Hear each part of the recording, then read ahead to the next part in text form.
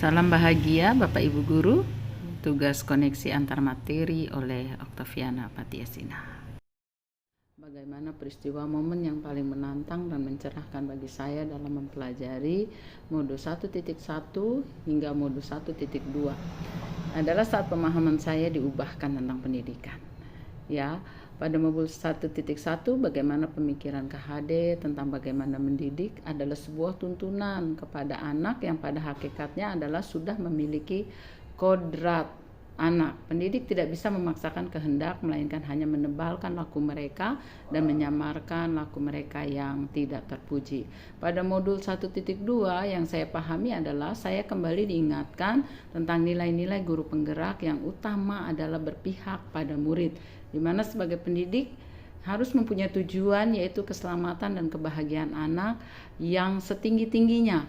Untuk itu pendidik perlu untuk 5 kebutuhan dasar yang diantaranya bertahan hidup, akan kasih sayang, kekuasaan, kebebasan, dan juga kesenangan. Juga memahami bahwa proses belajar harusnya sesuai dengan kodrat anak, ya. Misalnya anak PAUD ya wiraga, kemudian anak SD dan dengan usia yang sudah ditentukan adalah baik secara wiraga dan wirama maupun nanti yang sudah dewasa menjadi wirama secara penuh. Nah, serta tahapan perkembangan psikososial anak, bagaimana ada tahapan-tahapan oleh Erikson yang harus diperhatikan dalam memberikan tuntunan. Perasaan saya saat momen itu terjadi, saya merasa sangat antusias tentunya untuk terus memahami tentang pendidikan, tentang bagaimana kontribusi saya, peran saya yang seharusnya sebagai pendidik, terutama yang sesuai dengan nilai-nilai guru penggerak yang mendasar adalah berpihak kepada murid.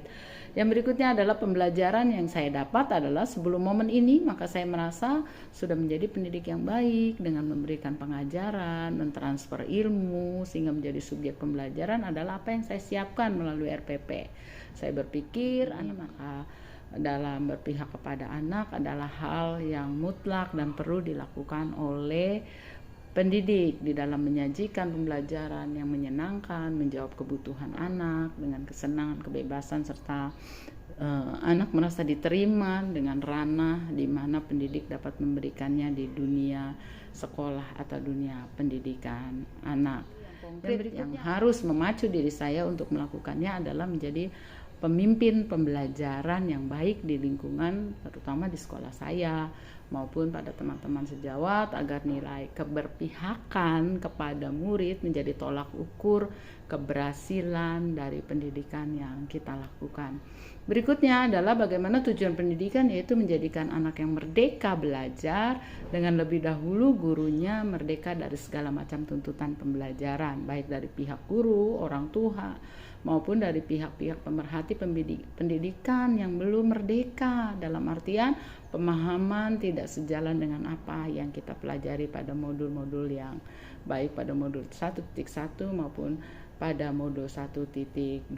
Kemudian yang akan saya lakukan untuk menguatkan nilai-nilai guru penggerak adalah terus belajar, banyak membaca, berkolaborasi dengan teman-teman, dan mengimplementasikan apa yang sudah didapat di kelas saya dan juga merefleksikan apa yang sudah dilakukan, baik itu kelebihannya maupun kekurangannya, apa yang harus ditambahkan. Demikian refleksi saya pada kegiatan antar koneksi ini. Salam dan bahagia Bapak dan Ibu Guru hebat.